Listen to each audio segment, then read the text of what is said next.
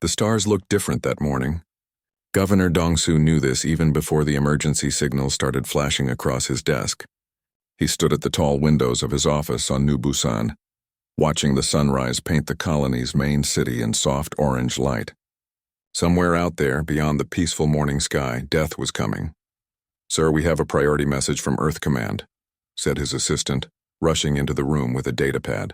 Her hands shook as she handed it to him. Dongsu read the message twice. 3,000 alien warships, the biggest fleet anyone had ever seen, all heading straight for their small colony world. The evacuation order was clear. Get everyone off New Busan in the next 18 hours or watch them all die. "Get me Mi Young," he said quietly. Defense Coordinator Mi Young arrived within minutes. She was young for such an important job, but smart and quick. Right now her face was pale with worry. "You've seen the reports?" Dongsu asked. "Yes, sir." "The Threxy Empire. They call themselves the rulers of this part of space." She sat down heavily. "Their ships are massive. Each one is like a flying city with enough firepower to crack a planet in half. How long do we have? Maybe 20 hours before they reach our system. The evacuation ships are already on their way, but..." She stopped talking and looked out the window. "But what? We have 40,000 people here, sir. Families, children, old folks. The transport ships can only take 30,000 in one trip." Dongsu felt something cold settle in his stomach. "So 10,000 people will be left behind. We're working on it. Maybe we can squeeze more people in or send some ships back for a second trip." But her voice didn't sound hopeful. The next few hours passed in a blur of panic and desperate planning. All across New Busan, families packed whatever they could carry. Children asked their parents why they had to leave their homes. The parents didn't know what to say. In the colony's main square, crowds gathered around the public screens. Everyone wanted to know more about these aliens who were coming to destroy their world. The Threxy Empire had been conquering planets for over 1,000 years. Their ships used weapons that could tear holes in space itself. They had destroyed entire civilizations without losing a single vessel. Now they had found Earth's colonies and they wanted humans gone. "Why?" asked Old Man Kwanho, who ran the local market. "We never did anything to them. We just want to live in peace." No one had an answer for him. Mi Young stood in the colony's command center, watching the screens that showed ships taking off every few minutes. Each transport was packed beyond safe limits, but they had no choice. Outside, more people waited in long lines, hoping there would be room for them. "Ma'am," said Sergeant Jinsu from the communications desk, "I'm picking up something strange on the deep space sensors." "Strange how?" "There's a ship out there, way beyond normal sensor range. It's not moving, just watching." Mi Young frowned. "One of ours?" "Maybe, but I can barely detect it. Whatever it is, it's using some kind of stealth technology I've never seen before." Before Mi Young could respond, alarms started ringing throughout the command center. The long-range sensors had found something new. "Contact!" shouted Corporal He-jin from her station. "Multiple contacts. Lots of them." The main screen lit up with red dots. "Hundreds of them." Then thousands. The Threxy fleet had arrived at the edge of their solar system, much earlier than expected. "How many?" Mi Young asked, though she wasn't sure she wanted to know. 3,216 ships, ma'am. All of them bigger than anything in our fleet." Mi Young stared at the screen. She had seen pictures of human battleships, massive vessels that could level mountains. But even Earth's largest warship looked like a toy next to the smallest Threxy cruiser. The alien fleet moved slowly toward New Busan, taking their time. They knew no one could stop them. Admiral Vextar stood on the command deck of his flagship, the Death's Herald. Around him, his crew worked quietly at their stations. This would be an easy battle, if you could even call it a battle. "Report," he ordered. "The human colony has 40,000 inhabitants," said his intelligence officer. "They're trying to evacuate, but they don't have enough ships." "Good, let some of them escape. They can spread word of what happens to those who oppose the Threxy Empire." Vextar had conquered dozens of worlds. The pattern was always the same. Small, weak civilizations would try to fight or run. It never mattered. The Threxy fleet would destroy everything, leaving only ruins and warnings for others who might think about resisting. "Sir, we're receiving surrender offers from the human government," reported the communications officer. "Ignore them. We're not here to accept surrender. We're here to make an example." The alien fleet spread out as it entered the New Busan system. Some ships moved to block escape routes. Others positioned themselves above the planet, ready to begin the bombardment. This was how the Threxy always did it. Slow, methodical, terrifying. Back on New Busan, people watched the sky with growing fear. The alien ships were visible now as bright dots of light, growing larger every minute. The last transport is almost full, reported Jinsu, but there are still 8,000 people waiting. Mi-young closed her eyes. 8,000 people who were about to die, and there was nothing she could do to save them. "Ma'am," said He-jin suddenly, "that strange contact we detected earlier. It's moving. Moving where?" "Toward the alien fleet fast." On his flagship, Admiral Vexitar received the same report. His sensor officer seemed confused. "Sir, there's a single human ship approaching our formation." "Just one?" "Yes, sir. It's small. Maybe a patrol boat or a scout ship." Vexitar laughed. "Brave but foolish. Destroy it." "Sir, I'm having trouble getting a clear reading on it. The sensors keep losing the signal, then finding it again in a different place." "What do you mean?" "It's like the ship is jumping around, sir. Here 1 second, gone the next." Vexitar frowned. That was impossible. No ship could move like that. All ships focus scanners on that contact. I want to know exactly what we're dealing with. But as 3,000 alien warships turned their sensors toward the lone human vessel, something strange happened. The sensors couldn't agree on where the ship was. Some said it was on the left side of the formation. Others detected it on the right. A few claimed it was above them or below or behind them. "This makes no sense," muttered the sensor officer. "It's like the ship exists in several places at once." Admiral Vexitar stared at the confused readings on his screen. In all his years of conquest, he had never seen anything like this. The human ship continued to approach, and with each passing minute, the Threxy sensors became more confused. Some reported that the vessel was the size of a small fighter. Others claimed it was larger than a battleship. The readings kept changing, as if reality itself couldn't decide what was real. "Sir," said the communications officer nervously, "we're receiving a transmission from the human ship." "Put it through." The voice that came through the speakers was calm and quiet.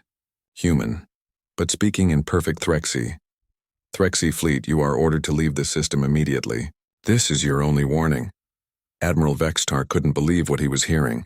A single human ship, probably crewed by less than 100 people, was ordering his massive fleet to retreat. "Tell them to surrender, or we will destroy them along with the planet," he ordered. There was a long pause before the human voice replied. "Very well, you have made your choice." Then the transmission ended and something impossible began to happen. Captain Hyun-woo stood perfectly still on the bridge of the THS Indomitable. Around him, his crew worked with the quiet efficiency that came from years of training for this exact moment. The ship hummed with power that no other vessel in the galaxy possessed. "Tactical report, Sora," he said calmly. Lieutenant Sora looked up from her station, her face serious but not afraid. 3,216 enemy vessels, Captain. They're spread across a formation that's roughly 50,000 kilometers wide. Heavy cruisers on the outside, battleships in the middle, and their command ship at the center. Weapon status: all systems green, sir. The quantum torpedoes are armed and ready. Gravitational wave cannons are charging. And the phase shift drive is standing by. Hyun-woo nodded. The Indomitable had been humanity's greatest secret for 15 years. Built in hidden shipyards far from Earth, using technology that most humans didn't even know existed. Today, all that work would either save humanity or doom it. "Chief Tai-jin, how are our engines?" Chief Engineer Tai-jin grinned from his position at the engineering console. "Never better, Captain. The quantum fold drives are running at 100%. We could jump to the other side of the galaxy if you wanted." "Good, because we're going to need every advantage we have." The Indomitable was not a large ship by normal standards. It was only 300 meters long, much smaller than most warships. But it wasn't built like other ships. Where normal vessels used steel and ceramic armor, the Indomitable used quantum-locked materials that existed in several dimensions at once. Where other ships used fusion drives, it used engines that folded space around itself. Most importantly, where other ships followed the laws of physics, the Indomitable had learned to bend them. "Captain," said Communications Officer Yunji from her station, "the alien commander is trying to contact us again." "Let him talk." The alien voice came through the speakers, angry and demanding. Even though the translation system made it sound human, There was something cold and cruel in the tone. Human vessel, you will surrender immediately or be destroyed. You are outnumbered 3,000 to 1. Resistance is useless. Hyunwoo picked up his communication device and spoke clearly. Threxy Fleet Commander, I am Captain Hyunwoo of the Terran human ship Indomitable. You have threatened our people and invaded our space. Leave now and no harm will come to you. There was a long pause. Then the alien voice came back, and this time it was laughing. You think one small ship can defeat our entire fleet? Your species is even more foolish than we thought. Sora, said Hyunwoo quietly. Show them what one small ship can do. Lieutenant Sora's fingers danced across her tactical console. Quantum stealth engaged. Phase shift drive activated. All weapon systems online. On the screens around the bridge, the Indomitable sensor picture changed. What had been a normal view of space suddenly became something else entirely. The ship was still there, but it was also not there. It existed in normal space, but also in quantum space, and in several other dimensions that most species couldn't even imagine. Beginning attack run, Sora announced. The Indomitable moved forward, but not in any way the alien fleet could predict or follow. One moment it appeared on their left flank, moving at impossible speed. The next moment it vanished and reappeared behind their formation. Their sensors couldn't track it, because it wasn't really moving through space. It was stepping between different versions of space. Admiral Vextar watched his tactical display with growing confusion and anger. Where is it now? He demanded. I don't know, sir, stammered his sensor officer. It was there, then it was there, and now? I think it's everywhere at once. That's impossible. Yes, sir. But it's happening anyway. The first attack came without warning. A Threxy heavy cruiser, the Blood Spear, suddenly erupted in a ball of fire and twisted metal. But there had been no explosion, no missile impact, nothing their sensors could detect. The ship simply came apart as if space itself had decided it shouldn't exist. What happened to the Blood Spear? Shouted Vextar. Unknown, sir. One moment it was fine, the next moment, gone. Another ship exploded. Then another.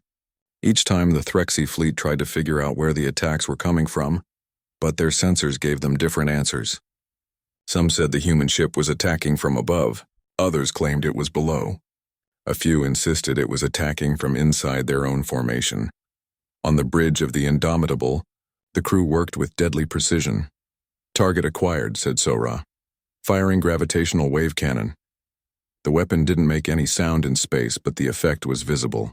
A ripple in space-time itself reached out from the Indomitable and touched a Threxy battleship. The alien vessel folded in on itself like a piece of paper being crumpled by invisible hands. In seconds, a ship that had been larger than a city was compressed into a ball of metal and plastic, no bigger than a house. Direct hit, Sora reported. Target destroyed. Next target, ordered Hyunwoo. Chief Tai Jin watched his instruments with satisfaction. Quantum engines performing perfectly, Captain. We're drawing power from 7 different dimensions simultaneously. The aliens can't track us because we're not really here in the way they understand here. The battle, if it could be called that, continued. The Indomitable appeared and disappeared around the alien formation like a ghost made of metal and fury. Each time it struck, another enemy ship died. The Threxy tried to fight back, but their weapons couldn't hit a target that existed in multiple places at once. Sir, shouted the Threxy sensor officer. I'm detecting massive gravitational distortions all around our fleet. What kind of distortions? It's like space is being twisted into knots. Our ships are having trouble maintaining course. Admiral Vextar stared at his tactical display. Red dots representing his ships were going dark one by one. In the center of it all, a single blue dot flickered in and out of existence, impossible to pin down or predict. All ships concentrate fire on coordinates 547 by 893, he ordered. 1,000 plasma cannons fired at once, filling that section of space with enough energy to vaporize a small moon. When the light faded, there was nothing there. Did we get it? Asked the weapons officer. Before anyone could answer, 3 more Threxy ships exploded simultaneously, attacked from 3 different directions at the exact same moment. This is impossible, whispered Vextar. One ship cannot be in 3 places at once. But the Indomitable wasn't bound by the same rules as other ships. Its quantum drive systems allowed it to exist in multiple quantum states simultaneously. To the aliens, it looked like one ship that could be anywhere. In reality, it was one ship that was everywhere at once, choosing which quantum state to collapse into only when it needed to fire its weapons. Communications Officer Yoon-ji looked up from her console, her face pale. "Captain, I'm intercepting Threxy communications. They're starting to panic. Put it on speaker." The bridge filled with alien voices speaking in dozens of languages, all of them afraid.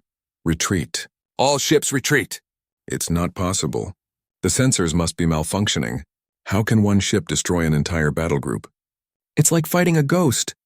Captain Hyunwoo listened to the fear in their voices and felt no satisfaction. This wasn't about glory or revenge. This was about survival. The aliens had come to destroy human colonies and kill innocent people. Now they were learning what happened when you threatened humanity's children. "SORA status report.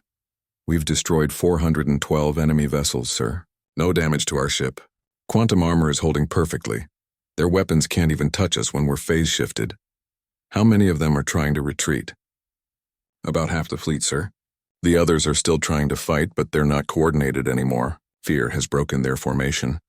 Hyunwoo made a decision that would echo across the galaxy for generations to come. Open a channel to all Threxy ships. "Channel open, sir." When Hyunwoo spoke, his voice was calm but carried the weight of absolute authority. "Threxy fleet, you came here to destroy our colony and kill our people. You believed we were weak because we are young. You were wrong. Leave this system now and tell your empire what you have learned here. Humanity will defend itself, and we are far more dangerous than you imagined." The alien fleet's response was immediate. Ships that had been trying to fight suddenly turned and fled. Others that had been retreating increased their speed, desperate to escape whatever nightmare they had encountered. Within an hour, the space around New Busan was empty except for debris and the single human ship that had made it all possible. The Indomitable hung in space, its quantum stealth systems powered down, finally visible to normal sensors. It looked peaceful now, almost harmless, but everyone who had witnessed what it could do would never forget. The legend had awakened and the galaxy would never be the same. The battle was unlike anything the galaxy had ever seen. Admiral Vextar watched his invincible fleet crumble as the human ship moved through his formation like death itself. Ships that had conquered worlds for 1,000 years exploded without warning. Reality seemed to bend around the small human vessel. "All ships form defensive pattern 7, Vextar shouted into his communicator. "Focus all firepower on that ship." But his orders were useless. The Indomitable appeared behind a group of heavy cruisers, fired its gravitational weapons, and vanished again before the enemy ships even realized they were under attack. 3 massive vessels simply collapsed into impossibly dense points of matter, their crews dead before they knew what hit them. "Sir," said the Threxy communications officer, his voice shaking, "I'm getting reports from all across the fleet. Ships are being destroyed faster than we can track. The enemy vessel appears to be attacking from multiple directions at once." "That's impossible." "Yes, sir. But it's happening." On the bridge of the Indomitable, the crew worked with deadly calm. This was what they had trained for during 15 years of secret preparation. Every member of the crew was the best humanity had to offer, selected from thousands of candidates and trained to use weapons that shouldn't exist. "Quantum torpedoes armed and ready," reported Sora from her tactical station. "Targeting the enemy flagship." Captain Hyunwoo studied the tactical display. The alien command ship was massive, easily 10 times larger than the Indomitable. Its armor was thicker than most asteroids. Under normal circumstances, it would take hours of concentrated fire from an entire fleet to destroy such a vessel. The Indomitable was going to do it in 30 seconds. "Fire quantum torpedoes," Hyunwoo ordered. What happened next would be studied by military academies for centuries. The Indomitable didn't fire normal missiles. Instead, it launched weapons that existed in several dimensions at once. To the aliens, it looked like the torpedoes simply appeared inside their ship's armor, bypassing all defenses. The Threxy flagship Death's Herald shuddered as quantum torpedoes materialized inside its hull. Each weapon carried a small piece of folded space-time that, when it unfolded, created explosions that tore through dimensions. Armor meant nothing. Shields were useless. The torpedoes attacked the ship from inside out, destroying it on multiple levels of reality simultaneously. Admiral Vextar had just enough time to realize what was happening before his flagship came apart around him. The bridge exploded in a flash of twisted metal and broken physics. In moments, the pride of the Threxy fleet was nothing but expanding debris. "Enemy. Command ship destroyed," Sora reported calmly. "Good target." The next group of battleships. Communications. Officer Yunji looked up from her station. Captain, I'm intercepting panic signals from all across the enemy fleet. They're trying to understand what's happening to them. Put it on speaker. The bridge filled with alien voices, all of them afraid and confused. How is one ship doing this? It's not following any known laws of physics. Retreat. All ships retreat immediately. We can't retreat. It's everywhere at once. Chief Engineer Taejin monitored his instruments with professional satisfaction.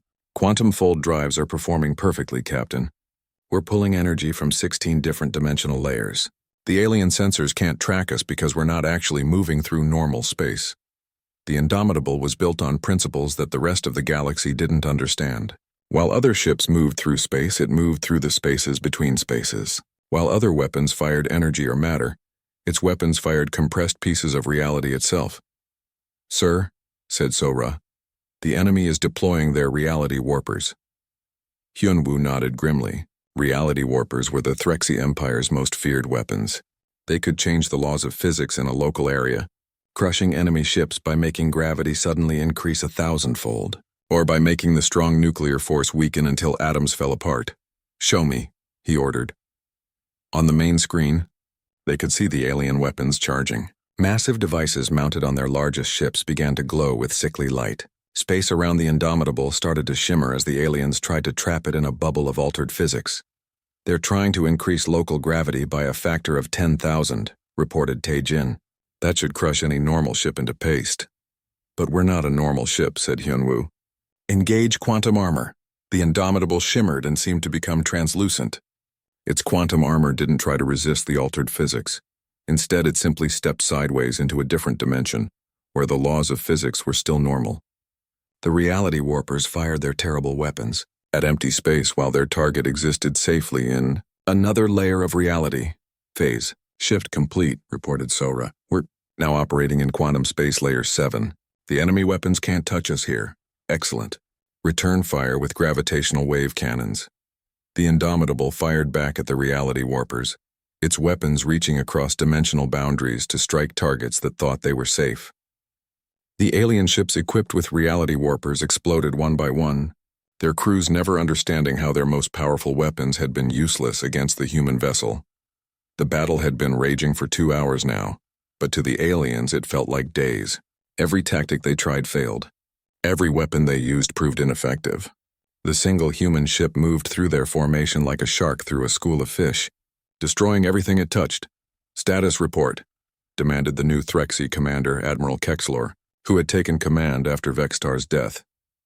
We've lost over 1,500 ships, sir, his tactical officer reported. The human vessel shows no signs of damage. Our weapons can't even hit it most of the time. What about ramming it? If we can't shoot it, we'll crush it with one of our largest ships. We tried that, sir. The battleship Iron Fist attempted to ram the enemy vessel 10 minutes ago. And the human ship simply wasn't there when the Iron Fist reached its position. Then it appeared inside our ship's engine room and destroyed it from within. Admiral Kexlor stared at the tactical display in horror. This wasn't a battle, it was a massacre. A single small ship was destroying the greatest fleet in Threxy history, and there was nothing he could do to stop it. Sir, said his communications officer, I'm detecting something new. The human ship is broadcasting on all frequencies. What are they saying? The calm human voice filled the Threxy command bridge. Threxy fleet, you have seen what happens when you threaten our people. Your technology cannot match ours. Your numbers mean nothing. You have one chance to survive this day. Leave our space immediately and never return. Admiral Kexlor grabbed his communicator. Human ship, we are the Threxy Empire. We have ruled this part of space for over 1,000 years. We do not retreat. There was a pause before the human voice responded. Then you will die here. What followed was the final lesson in human military capability. The Indomitable stopped playing with its enemies and began to fight in earnest. It split itself across 7 different dimensions simultaneously, appearing as 7 identical ships to the confused alien sensors. Each version of the ship fired different weapons. One used gravitational cannons, another used quantum torpedoes, a third used something the aliens couldn't even identify. The Threxy fleet, already broken and demoralized, collapsed completely. Ships fled in all directions, but the Indomitable seemed to be everywhere at once. No matter which way they ran, it was there waiting for them. Escape pods launched from dying vessels, carrying survivors who would spend the rest of their lives trying to explain what they had witnessed. On New Busan, the colonists watched the sky with amazement. The alien fleet that had come to destroy them was falling apart like a house of cards. Explosions lit up the darkness as ships larger than cities died in seconds. Governor Dongsu stood in his office watching the impossible battle through his telescope. "Mi Young," he said to his defense coordinator, "what exactly is that ship?" Mi Young shook her head. "I don't know, sir. It's not in any of our fleet records. It's like it appeared out of nowhere. Where did it come from? According to the sensor logs, it was just there, watching, waiting." Defense coordinator Mi Young had served in the colonial defense forces for 20 years. She had seen humanity's best warships, their most advanced weapons, but nothing in her experience had prepared her for this. The human ship moved like it was alive, like it was thinking 3 steps ahead of its enemies. "Ma'am," reported Sergeant Jinsu from his communications post, "the alien fleet is breaking apart. Most of the survivors are fleeing the system. How many ships have that ship destroyed?" Jinsu checked his instruments. "Over 2,000 confirmed kills, ma'am. No survivors from any of the destroyed vessels. 2,000 ships.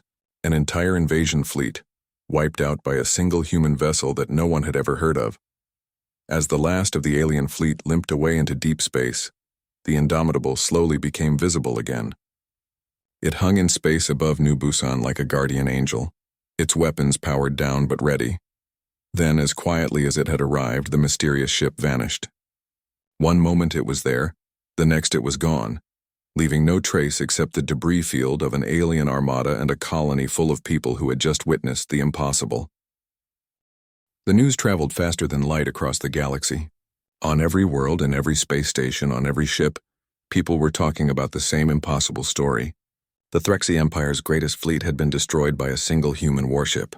Nobody believed it at first. Empress Zalara of the Threxy Empire sat in her golden throne room on the capital world of Threxy Prime. Around her, military advisors and government officials whispered nervously. The holographic display in front of her showed the same thing over and over, the destruction of 3,000 warships by an enemy that shouldn't exist. "Play it again," she ordered coldly. The recording started once more. Grainy sensor footage from one of the few surviving Threxy ships showed the Indomitable appearing and disappearing around the fleet like a ghost. Each time it struck, massive warships simply ceased to exist. The image quality was poor, but the message was clear. Humanity had weapons that made no sense. "Your Majesty," said Admiral Felkor, one of the few high-ranking officers to survive the battle. "I was there. I saw it with my own eyes. The human ship moved through dimensions we don't understand. Our reality warpers, our most powerful weapons, had no effect on it. One ship, Admiral. You're telling me that one small ship destroyed our entire Corvin battle group?" "Yes, Your Majesty. I know how it sounds, but it sounds like cowardice." Zalara slammed her fist on the arm of her throne. "The Threxy Empire has conquered 1,000 worlds. We are the masters of this galaxy. And you want me to believe that these young humans, these children who just learned to fly between stars, have weapons that can defeat us?" Admiral Felkor remained silent. He had seen his flagship explode around him. He had watched reality itself bend and twist as the human vessel attacked. But he knew the Empress wouldn't believe him until she saw it herself. Across the galaxy, other species were having similar conversations. In the crystal cities of the Veltar, scientists studied the sensor recordings with growing amazement. "The energy readings make no sense," said Chief Researcher Kyloth, his crystalline body flickering with confused light patterns. According to these scans, the human ship was drawing power from at least 12 different dimensions simultaneously. "That's impossible," said his assistant. "Our best theory says you can only access 3 dimensions at once before the energy feedback destroys your ship. And yet here it is, happening right in front of us. Perhaps our theories are wrong." On Nexus Station, the galaxy's largest trading hub, representatives from dozens of species gathered in emergency session. The station's main conference room buzzed with nervous energy as alien diplomats tried to understand what the battle at New Busan meant. For the rest of them, Ambassador Hextall of the insectoid creche clicked his mandibles nervously. "If the humans can do this to the Threxy, what does that mean for the rest of us? It means we need to be very careful how we treat human colonies from now on, said President Nolek of the Trading Confederation. Nobody wants to face whatever that ship represents. But where did it come from? Asked Ambassador Yilson of the Aquatic Depths. Human technology was supposed to be primitive. They've only had spaceflight for a few hundred years. Clearly we were wrong about that, Nolek replied grimly. On Earth, the human leadership was dealing with their own crisis. President Haywan sat in her secure office deep beneath the capital city, surrounded by military advisors and intelligence officials. Everyone wanted to know the same thing. What was the Indomitable and where had it come from?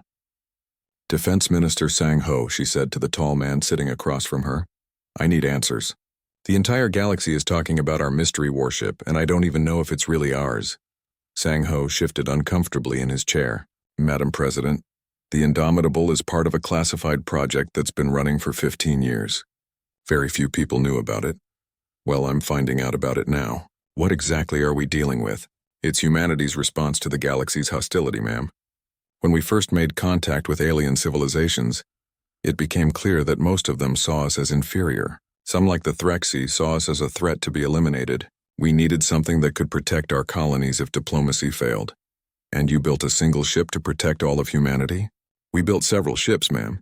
But the Indomitable is the prototype, the most advanced vessel we've ever created. President Haywan stared at him. Several ships? How many are we talking about? That's classified, ma'am. But enough to make sure what happened at New Busan can happen wherever we need it to. Meanwhile, reports were flooding in from human colonies across known space. Alien visitors were arriving at human worlds, but these weren't invasion fleets. They were diplomats, traders, and officials offering friendship and alliance. On the farming colony of New Seoul, Governor Park Seo watched an alien delegation approach his small settlement. The beings were tall and graceful, with skin that shifted color like oil on water. They had never contacted humans before. Honored humans, said their leader through a translation device. We come from the Shifting Sands Confederacy. We wish to offer our friendship and protection to your people. Protection? Asked Park Seo. From what? From those who might threaten you. We have seen what happened at New Busan. We wish to be on the winning side. Similar scenes played out on dozens of human worlds. Species that had never shown interest in humanity were suddenly eager to establish diplomatic relations. Trade agreements were offered. Military alliances were proposed. Everyone wanted to be friends with the people who could make Threxy battle fleets disappear. The Indomitable had returned to its secret base, a hidden facility built inside a hollow asteroid in the outer system. Captain Hyunwoo and his crew were being debriefed by intelligence officials and military researchers. How did the ship perform? Asked Dr. Bora, the chief scientist who had helped design the vessel's exotic systems. Better than expected, replied Hyunwoo. The quantum armor held perfectly. The aliens couldn't touch us even when we were fully engaged. Their reality warpers were completely ineffective. And the dimensional fold drives? Flawless. We were able to exist in 7 different quantum states simultaneously. The enemy had no idea how to fight something like that. Dr. Wu Jin, Bora's partner in the project, leaned forward eagerly. What about weapon effectiveness? Devastating, said Lieutenant Sora. The gravitational wave cannons destroyed enemy battleships with single hits. The quantum torpedoes could bypass any armor by materializing inside enemy hulls. Nothing they had could resist us. The scientists exchanged satisfied looks. 15 years of theoretical work and secret construction had paid off. Humanity now possessed technology that the rest of the galaxy couldn't understand, let alone defeat. But Captain Hyunwoo had concerns. The element of surprise is gone now, he pointed out. Every species in the galaxy knows we have capabilities they don't understand. Some will want to be our allies. Others will see us as a threat that needs to be eliminated before we get stronger. What do you recommend? Asked Dr. Bora. We need to be ready for anything. The battle at New Busan was just the beginning. Word is spreading that humanity isn't as weak as everyone thought. That's going to bring both friends and enemies. As if to prove his point, reports started coming in from across human space. Some alien species were indeed offering friendship and trade, but others were pulling back, closing their borders, clearly afraid of what humanity might do next. The Korthak Empire, humanity's neighbors to the galactic west, recalled all their ambassadors and began moving military units to their borders with human space.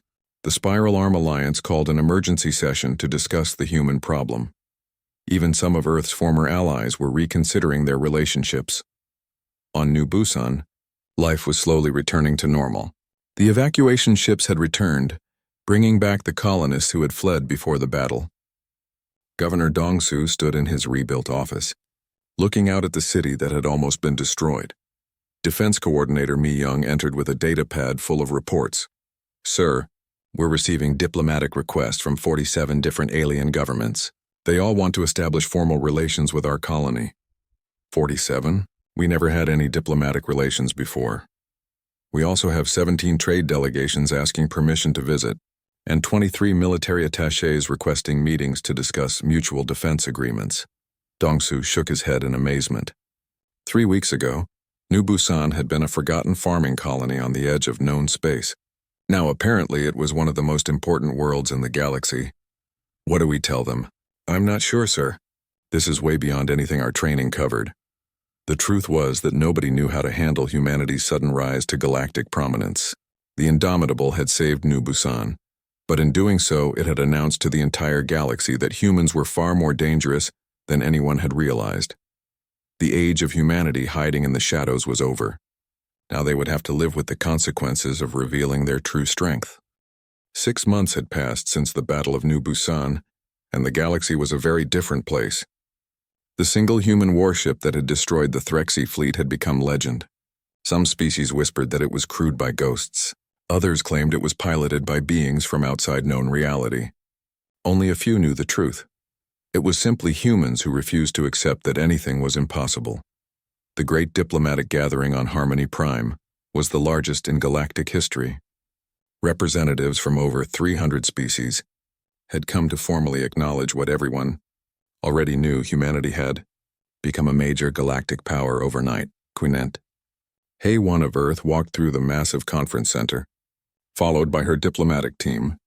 Around her, alien ambassadors bowed respectfully. Species that had once ignored human messages now competed for her attention. "Madam President," said Ambassador Telvar of the Crystalline Collective, his body shimmering with nervous light. "My people wish to offer you exclusive trading rights in our sector. We have materials that could benefit human technology development." "That's very generous," Hay-1 replied diplomatically. "We'll consider all offers carefully." But she knew the real reason for the sudden generosity. Everyone was afraid of what humanity might do if angered. The Indomitable had shown that human technology was far beyond what anyone had imagined. Now every species wanted to be on humanity's good side. Mi Young, now promoted to Colonial Defense Coordinator, stood at the podium in the main conference hall. The massive room was filled with delegates from across the galaxy, all waiting to hear humanity's terms for peace. "Representatives of the galaxy," she began, her voice carrying clearly through the translation systems. "Humanity has no desire for conquest. We are explorers, builders, scientists. All we want is to live in peace and pursue knowledge." Murmurs of relief rippled through the audience. "However," Mi Young continued, her voice growing harder, "we will defend ourselves and our people. What happened to the Threxy fleet at New Busan will happen to anyone who threatens human colonies. This is not a boast or a threat. It is simply fact." The silence that followed was complete. Everyone in the room had seen the recordings of the battle. Everyone knew what one human warship could do. The message was clear: leave humanity alone and they would leave you alone. Attack human worlds and face the consequences. In the Threxy section of the audience, Empress Zalara sat with what remained of her military leadership. The once mighty Threxy Empire was now a shadow of its former self. Half their fleet was gone, destroyed in a single battle by a single ship. Their colonies were in revolt. Their allies had abandoned them. "Your Majesty," whispered Admiral Felkor, "perhaps we should consider offering terms." Zalara's golden eyes burned with rage, but she knew he was right. The Threxy Empire could not afford another encounter with human military technology. They had learned too late that humanity was not the weak prey they had expected. As the formal ceremonies continued, Captain Hyunwoo stood on the observation deck of the Indomitable, watching the diplomatic gathering from orbit. His ship was visible to every sensor on the planet below. a deliberate reminder of why they were all here. "Captain," said Lieutenant Sora from her station, "we're receiving priority communications from Earth Command." "Put it through." Admiral Jinho's face appeared on the main screen. "Hyunwoo, congratulations on the successful mission. How are your crew holding up?" "We're ready for whatever comes next, sir." "Good, because there's going to be a lot of whatever comes next." Intelligence reports indicate that 17 different species are now actively developing new weapons systems, trying to match our capabilities. Hyunwoo nodded grimly. This was what he had been afraid of. Any of them getting close? Not even close. They're still thinking in terms of normal physics. They don't understand that we've moved beyond the standard laws of reality. It was true. While other species tried to build bigger guns and stronger armor, humanity had taken a different path. Instead of fighting the laws of physics, they had learned to step around them. The result was technology that seemed like magic to everyone else. "Sir," said Communications Officer Yunji, "I'm detecting massive industrial activity in human space." "What are we building out there?" Admiral Jinho smiled. "Insurance." The Indomitable was just the prototype. "We're building a proper fleet now. 24 ships like yours, each one capable of doing what you did at New Busan." The implications were staggering. If one human ship could destroy 3,000 alien vessels, what could 25 do? The answer was simple. They could reshape the galaxy. But the real changes were happening at every level of galactic society. Trade routes that had avoided human space now went out of their way to pass through it. Smugglers and pirates gave human worlds a very wide berth. Even the most aggressive species had suddenly discovered the virtues of peaceful coexistence. On the trading station of Nexus Prime, dock worker Jiltar the Kresh watched a human freighter approach his bay. 6 months ago, he might have tried to overcharge the human crew or steal some of their cargo. Today, he made sure everything was perfect. Nobody wanted to anger the people who controlled ships like the Indomitable. "Welcome to Nexus Prime," he said politely as the human captain, a woman named Youngmin, walked down the cargo ramp. "Thank you," she replied. "We have a shipment of Earth grains for the Veltar delegation." "Of course. Bay 12 is prepared for your cargo. No inspection fees, no processing delays. We're honored to serve human merchants." Youngmin looked surprised. The last time she had docked at Nexus Prime, the fees had been enormous and the service terrible. But she didn't question the sudden improvement. The truth was that everyone was treating humans differently now. Not because they loved humanity, but because they feared what humanity could do. The Indomitable had become a symbol of power that nobody wanted to challenge. Deep in space, in the hidden shipyards that built humanity's secret fleet, workers labored around the clock. Chief Engineer Tae Jin supervised the construction of the second Indomitable class ship, the THS Unstoppable. "How's the quantum armor installation going?" he asked the construction foreman. "Ahead of schedule, sir. The new manufacturing process you developed is working perfectly. We should have this ship ready for trials in 2 months." "Good. And the others?" "Ships 3 through 10 are in various stages of construction. Ship 3 should be ready in 4 months. The rest will follow at monthly intervals." Taejin nodded with satisfaction. Soon, humanity would have enough firepower to protect every human colony in the galaxy. More importantly, they would have enough firepower to make sure no one ever again thought of humans as easy targets. On Harmony Prime, the diplomatic conferences continued. Species after species stood up to pledge friendship with humanity. Trade agreements were signed. Non-aggression pacts were established. Military cooperation treaties were proposed. But behind the friendly words, everyone was thinking the same thing. How could they protect themselves if humanity ever decided to become aggressive? The Spiral Arm Alliance was secretly developing new defensive technologies. The Korthak Empire was building massive fortifications along their border with human space. Even humanity's old allies were quietly preparing for the possibility that their friends might become their enemies. President Hae-won was well aware of these preparations. Her intelligence services kept her informed of every new weapons program, every military buildup, every secret alliance formed against humanity. "They're all afraid of us now," she told Defense Minister Sang-ho during a private meeting. "Yes, ma'am.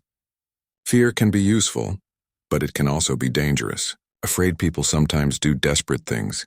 What do you recommend? We continue building our fleet, but we also show restraint. Let them see that we're powerful but not aggressive. Eventually, fear will turn into respect." It was a careful balance. Humanity needed to be strong enough that no one would attack them, but not so threatening that everyone would unite against them. The Indomitable had given them that strength. Now they had to use it wisely. Captain Hyunwoo returned to his ship after the diplomatic ceremonies ended. As the Indomitable prepared to leave Harmony Prime, he reflected on how much had changed. 6 months ago, humanity had been seen as a minor species barely worth noticing. Today, they were one of the most feared powers in the galaxy. Course laid in for Patrol Sector 7, reported Navigator Won-sik. Take us out. The Indomitable vanished from normal space, stepping sideways through dimensions to begin another patrol of human territory. Somewhere out there, other ships like his were doing the same thing. Guardian angels watching over human colonies, making sure that what happened at New Busan never happened again. The galaxy had learned its lesson. Humanity was not the weak prey they had appeared to be. They were apex predators who had simply been waiting for the right moment to show their strength. As the stars shifted around them during their dimensional jump, Hyunwoo smiled. The universe was vast and full of dangers, but humanity no longer faced those dangers alone and afraid. They had found their place among the stars, and they had claimed it with technology that turned the impossible into the inevitable. The age of humanity hiding in the shadows was over. The age of human dominance had begun, not through conquest or cruelty, but through the simple demonstration that when pushed,